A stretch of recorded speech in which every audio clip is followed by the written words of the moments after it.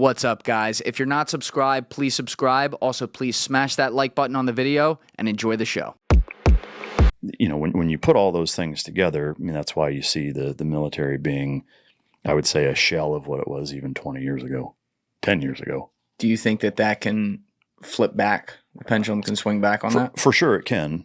But to your point earlier on about it's going to take that huge punch in the dick, it's going to take a catastrophic ass whooping for us to abandon those ridiculous policies. Right now, we can get away with it because of technology and the fact that, look, the reality is even in Afghanistan and Iraq, they were hardened fighters, they were motivated, but in terms of a legitimate fighting force, it's laughable by comparison. Now, if you put us up against, I wouldn't use Russia because I think the paper tiger aspect of their military has been exposed pretty significantly of them in Ukraine, and they're nowhere near as competent or significant as I think the entire world thought. Hats off to them for doing a good job at making everybody think that they were more dangerous than they were.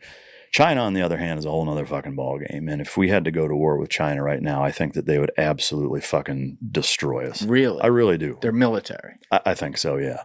Because, one, if you look at whether it's campaigns on TikTok of what they allow their kids to see, if you look at what their recruiting goals in terms of the angle that they choose as compared to ours, and then what their government is willing to do. I'm not saying it's even right, but the Chinese government is willing to do pretty much fucking anything to gain an advantage, to get the upper hand, and or to dominate and win in any excursion that they may possibly think that they're going to be a part of, and we don't, So, and I think if you look at the kind of the overall average of what an American soldier is versus a Chinese soldier at this point, I think in many ways the Chinese soldier is going to be in better shape, probably better funded. That's debatable by anybody.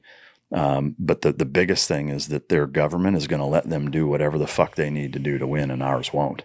How big is their? But we should Google that. I don't expect you to know. How big is China's military? I mean, their budget still is not what ours is, but at this point, it's not even about money. Again, all the money in the world. If you have feckless leaders who are spineless and don't let you go be a fucking badass, it doesn't matter how much money you have. Yeah. All right, so 2.8 million soldiers, sailors, and airmen, twice the American number. All right, that's a little scary.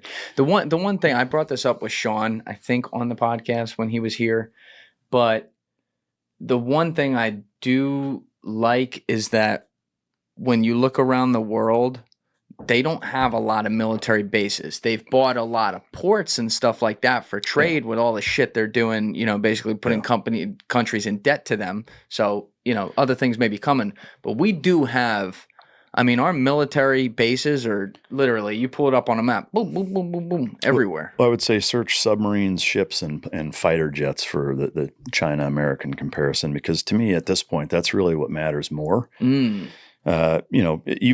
Really starting with World War II, and it's just gotten progressively more important to own the water, under the water, and the air. Troops are important, and you have to have a certain number of ass to be able to follow through and take ground and hold it.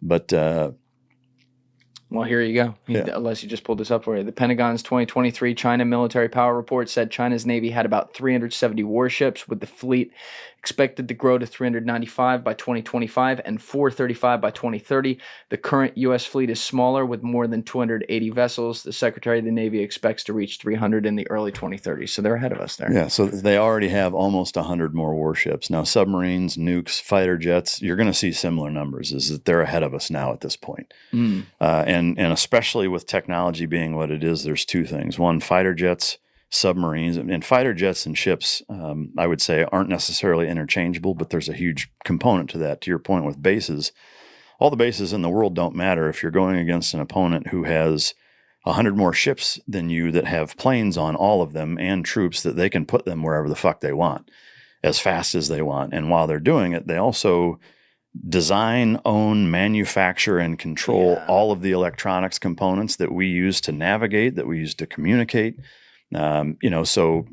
Just fucking think about that for a minute. China would fucking destroy us right now, and their numbers are bigger in every way. But again, like the fact, take Afghanistan and Iraq, like did the Taliban or ISIS have any rules? Fuck no, they didn't.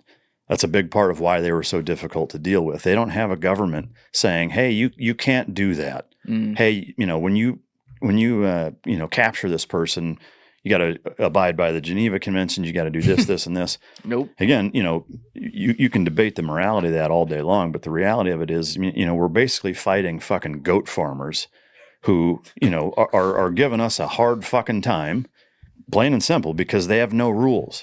Hey guys, if you have a second, please be sure to share this episode around on social media and with your friends, whether it's Reddit, Instagram, Facebook, Twitter, doesn't matter. It's all a huge help. It gets new eyeballs on the show, and it allows us to grow and survive. So thank you to all of you who have already been doing that, and thank you to all of you who are going to do so now. They have no uniforms. They have no rules. They have nobody to hold them accountable. And we have people breathing down our back trying to throw our guys in fucking prison for making a split second snap judgment on, fuck, I thought he was armed. I didn't, whatever. Right. It's dark. A fucking grenade just went off and this dude, is coming at me with a machete and I fucking shot him. Well, he didn't have a gun, so we're going to throw you in jail.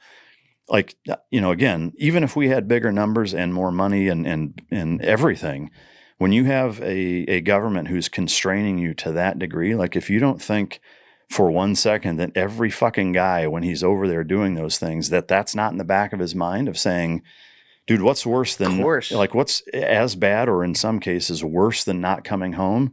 Being labeled a fucking war criminal and being thrown in prison for the rest of my life for doing a job that you fuckwads sent me over here to do and now are telling me to use kid gloves. It's a terrible scenario. And so when you combine all of those things together, we're in a bit of a shit sandwich with China, in my opinion. Yeah. Okay. So completely agree on that last point right there, as far as the ability of our guys to do their job being called into question. It's like, this is one of those, it's between like a shit and a fart. You feel fucked either way. Like you are, on the one hand, it's like, well, the enemy doesn't have any rules, so therefore we don't need to have rules either, and you can go bad, right? The other way is, well, we're better, so we're going to set the example, but the enemy doesn't fucking care. They're going to use it against you. Yeah. I mean, China uses, another thing they do is they use our democracy against us, similarly to what I was talking about with lobbying, where, in China, if you have an opinion they don't like, you're never seen again, right? Because they don't have good rules. They have bad, shitty communist government rules. In America, you can scream whatever you want as long as you're not taking death threats to like the president or something like that. You're going to be good in most cases. Yeah. So maybe in China, for example, they can do something like, oh, let's have no free speech for our kids. TikTok's going to turn off at 9 p.m. and they're only going to watch nature and science videos while it's on. And then, but in America, we're going to make sure they just see titties all the time. Yeah. Right. And it's on all day, all night, whatever. Yeah. So they're using our freedom to then get an advantage like generationally ahead of us, no? For sure. Yeah. And to me, to be clear, like I'm not saying that we should model ourselves after the Taliban, ISIS, or China, but to me, again, going back to one of our earlier topics of when to get involved or not is that, that's what dictates that, is that you're saying, we're not going to just go because, well, this guy's a tyrant and he's fucking his people up. We're going to go because we have to, because we can't not do it.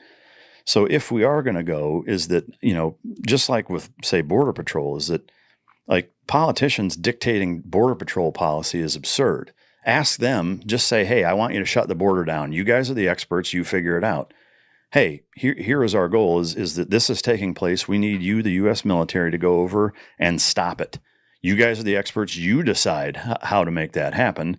And I think the American people are still good enough. Yes, there are bad apples in every fucking facet of society.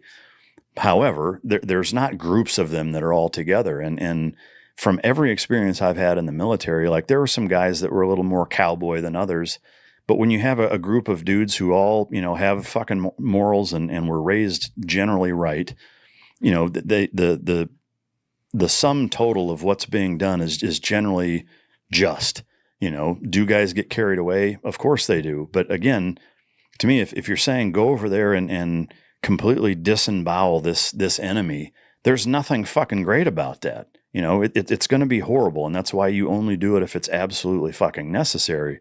But if it is, then you have to make that example of saying that doesn't mean you need to rape women and children and set people on fire, but combatants are fucking combatants, Yes. you know, and they get no fucking quarter, period, you know. And so, like, to me, that's step one. You know, there's a right way to do it, but the right way to do it is to ensure that you have mission success, that you completely eliminate that threat or enemy, and that, one, it makes them say, wish we hadn't done that. We're not going to fuck with that again. And every country that's thinking, maybe I'll try the United States, they see that and they say, we're not going to fuck with that one. Thank you for watching the video, guys. If you haven't already subscribed, please smash that subscribe button and check out this clip's full podcast episode by clicking here or in the description below.